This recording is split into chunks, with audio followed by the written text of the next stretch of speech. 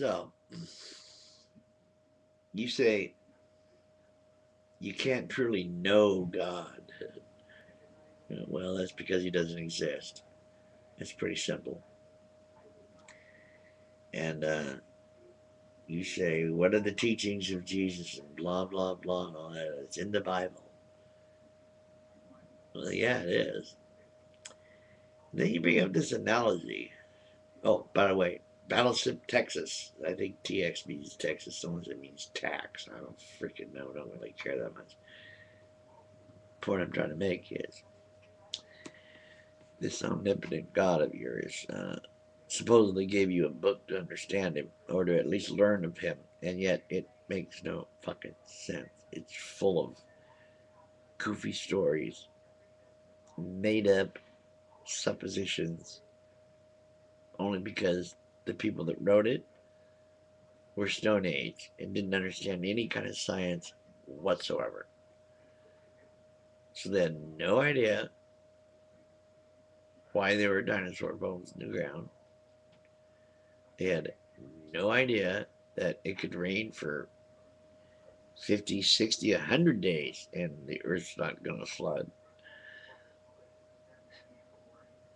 They had no idea that you can't build a ship big enough to put every species of animal on earth within it. It's illogical and impossible. See, you believe all this kind of crap, and you expect others to believe it like it's natural to be delusional. Like, like we weren't born atheists, and that you learned all this crap and believed it. I mean, you write in an intelligent manner, but you obviously don't think critically. You say this God of yours is omnipotent, omniscient, blah blah blah. Then what's with all the covenants and rules and things people are supposed to do to prove they love him? And if you don't believe in his son being his son or whatever the fuck that is, you'll burn in hell forever. And then you want to drag your children to church and indoctrinate them into the same cult lie.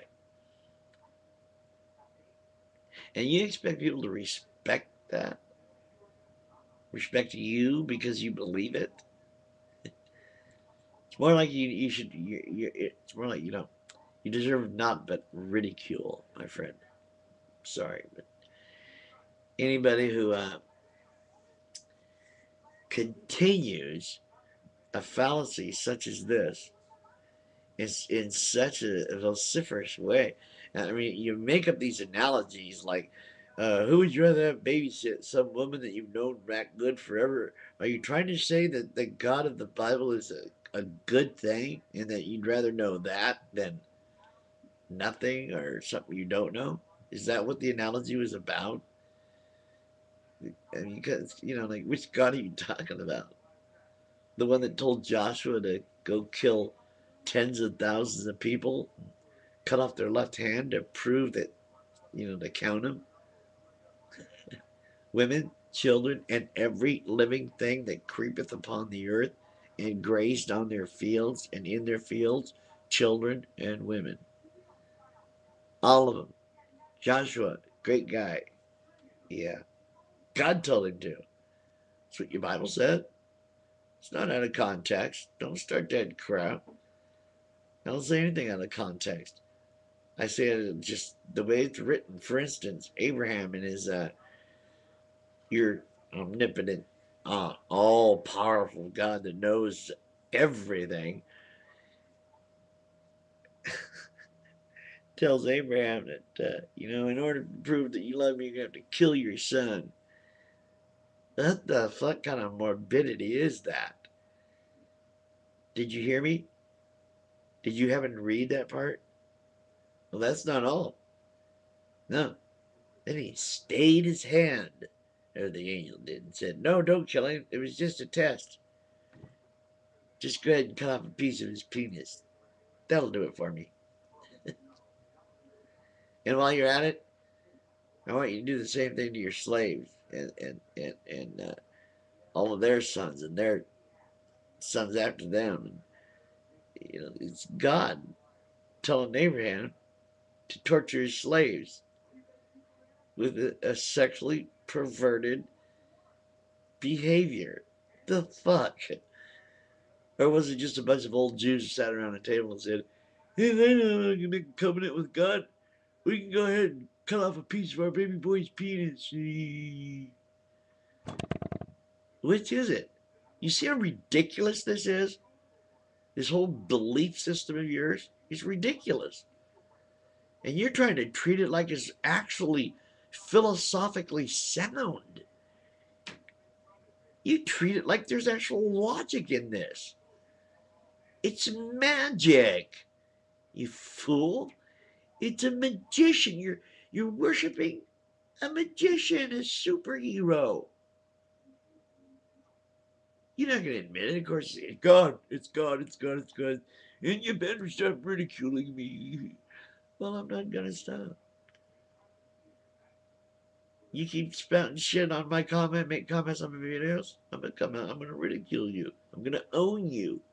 I'm going to show you how ridiculous your book is. You want some more? Your daughter comes up to you and says she's going to get married. You better ask her if she's a virgin. And if she isn't a virgin, what are you going to do? Well, you better go out and pick some stones, you and your neighbors. Take her out, tie her down to your front door, stone her to death. Because you don't want that evil, wicked bitch in your house. Yeah, women are wicked, and so is their hair. They talked to a snake, remember? The snake told them. Guys, you understand?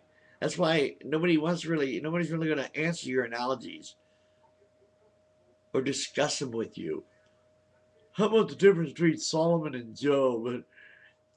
First of all, archaeologists have been looking for hundreds of years for this Solomon dude, and there's no mention of him anywhere except in the Bible.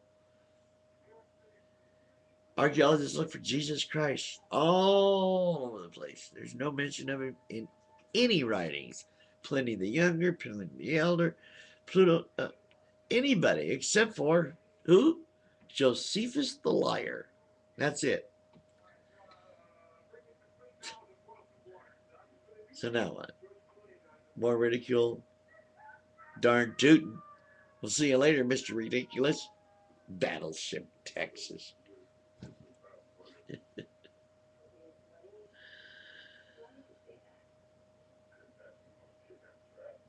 Man lived in a fish for 3 days.